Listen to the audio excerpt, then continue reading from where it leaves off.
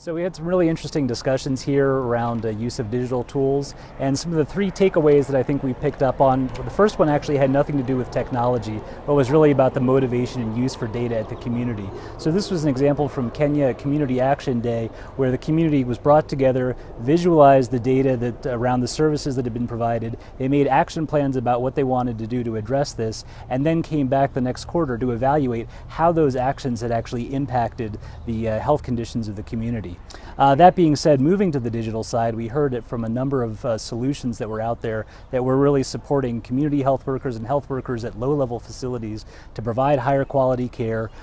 provide better supportive supervision to those health workers, and the data then became available as a byproduct and was now being connected into national systems. The third one was actually really a question, is more about how can we now bring these solutions into the private sector, knowing that in many of the countries that we're working, more than 50% of the care first starts in the private sector, and what are those incentive structures to be able to have the private sector take on these digital solutions and feed into the national databases?